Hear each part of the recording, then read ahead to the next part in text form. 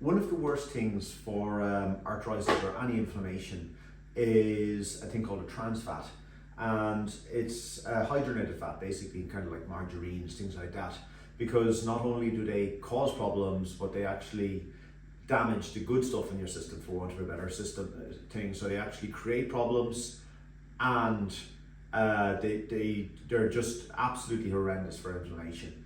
Now, one of the problems here is they taste great, and they're key to a huge amount of modern pastry, patisserie. So when you go into the supermarket shops and you see all of these cakes and, you know, biscuits and all these kind of things, the fat component they use, it's not a good quality butter or something like that. It's a trans fat because it's cheap. It's all, basically they pump hydrogen into it.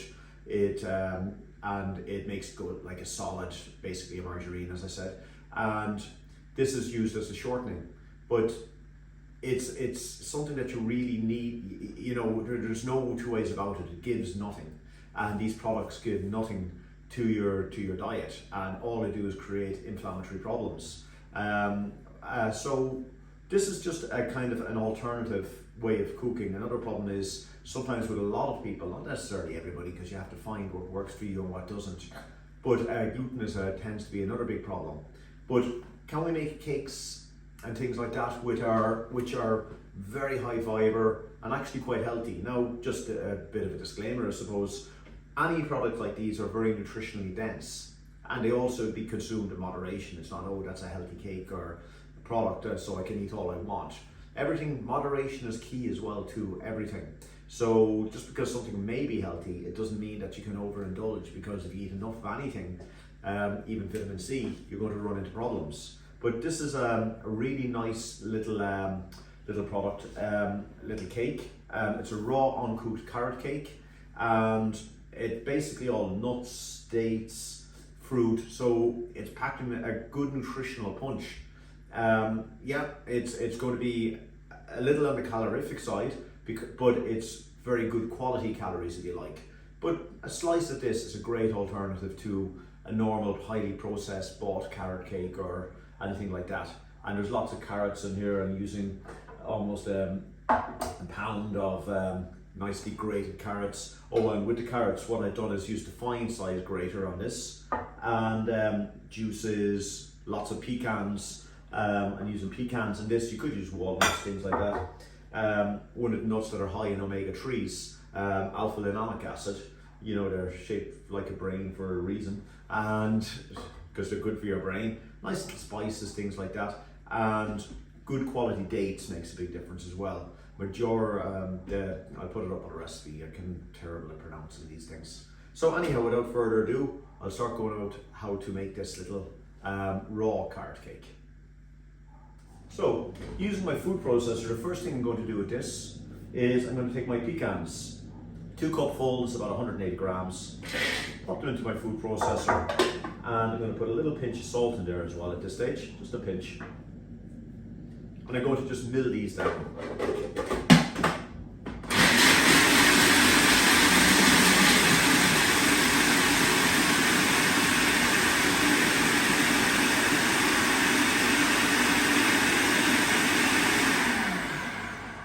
Next up, when you have ground those down, I'm going to add my other ingredients, which are my dates. I've just taken stones out of these, and just going to pop those in there.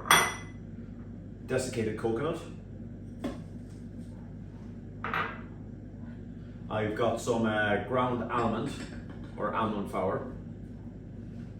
I'm going to pop in my spices as well. I've used about a teaspoon of ginger, allspice, cinnamon, and nutmeg. Just going to pop those all in there as well.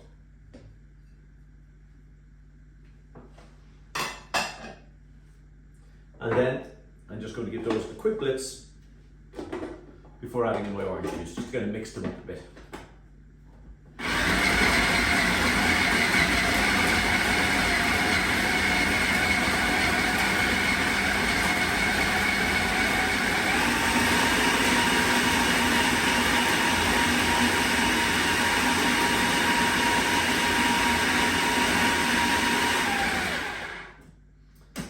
Next up, what I'm going to do is add the juice and zest an orange. Got a little bit of moisture in here. You could use a little bit of lemon juice in here as well. Again, it's a case of playing around with things, but it's what you fancy. And then I'm going to give it a good liquidizing here. Let's just to get all those ingredients nice and moistened and infused in together.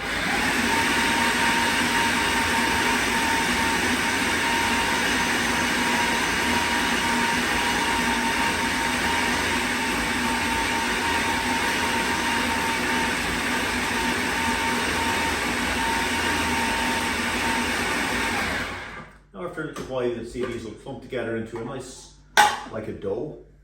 You know, the moisture and everything else will come together. A little taste. And it does a nice spicy kind of base. And then what I'm going to do is put in, you could put your carrots in now at this stage, but I'm just going to put some of my carrots in just to kind of moisten it up. And then I'm going to, don't want to over purify my carrots. So I'm going to put about half my carrots in here now. I'm just kind of blending through this mixture, and then I'm going to mix the remainder of my carrots by hand.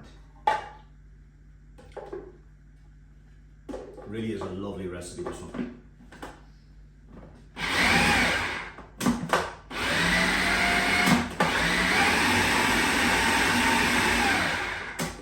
Just mix those down a little bit.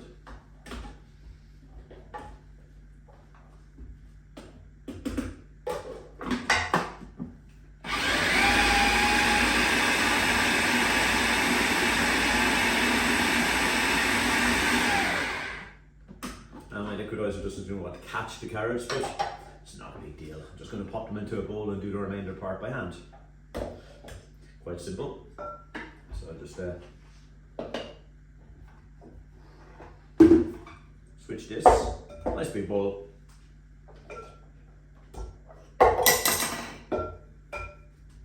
I'm just going to pop my my nice muck nut and heart mixture in here. And give them a good mixing together.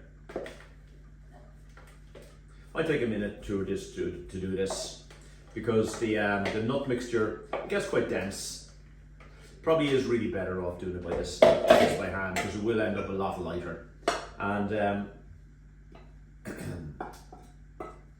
so let's take these out of the way. So I'm just going to give this all a good mix up. And when they're all nicely incorporated in together, I'm just going to pop them into a mold and flatten all of that down. Now what I've done is I've just got my little mold. You could use any kind of bake tray, cake mold, doesn't really matter. I've just put a little piece of cling film on the base of it just to facilitate just lifting it off. And there's my dough as well, my carrot cake base, which is all that's to it. As you can see, I've just mixed through my carrots. And I have this lovely kind of semi-dense, lovely moist, spicy kind of carrot mixture made with nuts and, you know, absolutely beautiful. So what I'm going to do is just pop all of that into my mold.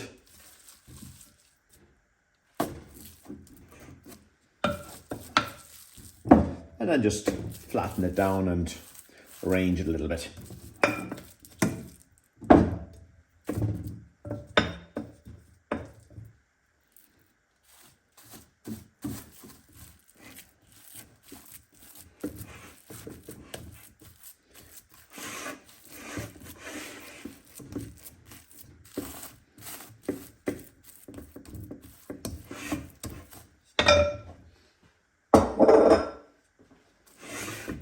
And a little spatula might be a better tool to do this. So I'm just going to flatten all of that down, just to get it nice and neat. Be careful that none of the plastic wrap actually starts to stick into the cake, so that it's easy then to remove. And actually, as I was just putting that in the mold, I decided my mold was a little bit too big. And that's the beauty about the plastic wrap. I was able to transfer it into a slightly smaller one. Just to get make sure my carrot cake is a little bit more thick. So, as you can see, I'm using about an 1-inch mold here, I think it is. kind of a cheesecake tin. So I'm just flattening that down. And what I'm going to do then is I'm just going to put this in my fridge for at least 30 minutes, just so it all kind of sets and settles down a little bit. So there we have it. That's going to go in the fridge for about 30 minutes. And while that's resting, I can make my icing. To make my icing, very, very simple. What I've done is I have my cashew nuts, which I've soaked for a few hours in water. Best to even soak them overnight and drained off. Now you need a high-speed liquidizer for this. You know, the food processor is great for when you want a little texture, but then you use the liquidizer when you want nice and smooth. So those soaked cashews, I'm going to pop into the liquidizer.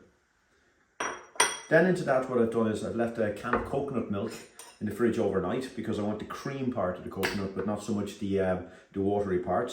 I'm going to just spoon off that cream and just pop it in there. Now you can retain that nice water and the lighter part, and you can use that for curries or anything else. Don't dump it, whatever you do. But that's a nice creamy part of the coconut. Then what I have is my coconut oil, which will kind of act as a set. I'll put that in a little oil. Just a little pinch of salt. Juice of half a lemon.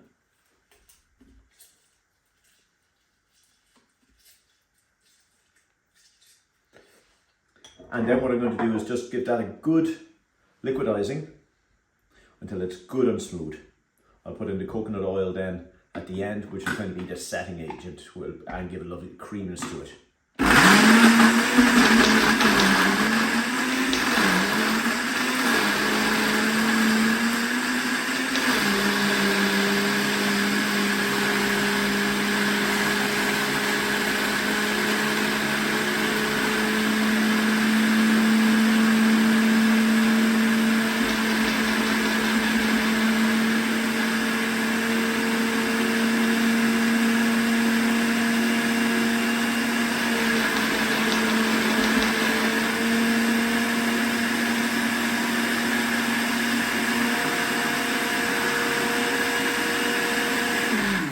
As you can see, that's getting lovely and creamy.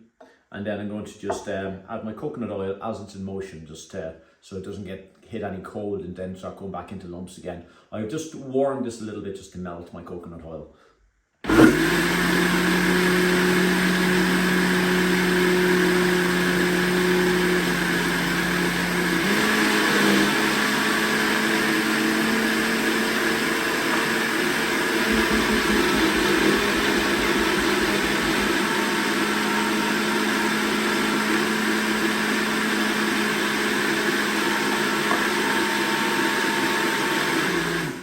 Finally, I'm just going to put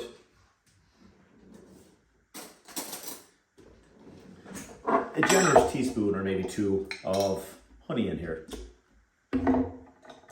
Nice organic honey, but just to kind of give it a little bit of interest, about 2 teaspoons.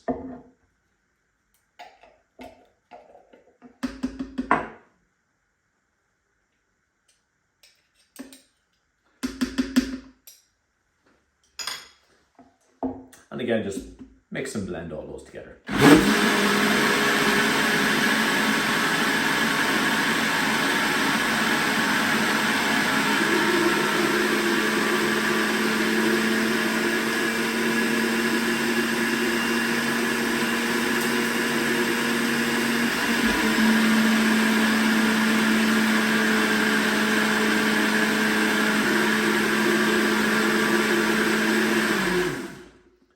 Taste just to make sure it's all good, and that's our carrot cake, the topping or frosting if you like, or icing, all ready.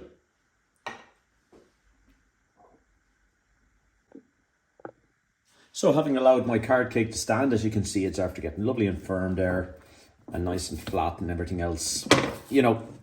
And the slightly smaller end molds, just so that you get, as you can see, it'll turn out really easily as well. So it's after becoming quite solid, that. And now I'm just going to get my icing. The cashew nuts, as you can see, even that. I'm just going to pat down the plastic wrap just a little bit on the sides, just so that it doesn't mix in with the main mix. Then I'm just going to add my icing. Our nice cashew nut. And coconut. And this should set nicely. So it's going to need a couple of hours in the fridge just so that it just all firms up and becomes nice and cuttable. And then we'll just tap that down. And then all I've done just to finish this is I just took a few pecans, which I just chopped up by hand, just to put a little bit of interest on top. I'm just going to pop a little bit and let them kind of sink into that, just to kind of give a little bit of a finish. You don't have to be too fussy with this. And then that into the fridge, leave it for a couple of hours, just to allow it to set. And that is it, your carrot cake. So a little bit of setting time and then back to that when it's all ready for cutting. So with my carrot cake, my raw carrot cake, as you can see, it's after setting, lovely, and already after about 2 hours inside the fridge. So what I'm going to do now is just get a nice appropriate size plate. Because I used the cling wrap, I don't have to worry about any sticking around the sides. I'm just going to gently remove that.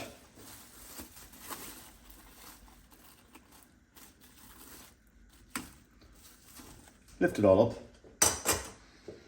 And now I should be able to, even using the cling wrap itself, which is very handy, just going to transfer it over to my plate.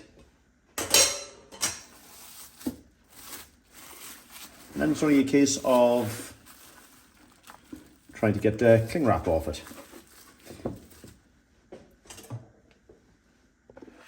And you'll find that you'll be able to get a slice in underneath it. And then it's just a case of just pulling out that wrap. And away we go. Then very, very carefully put that back in again. And there we have it. Our non-bake carrot cake.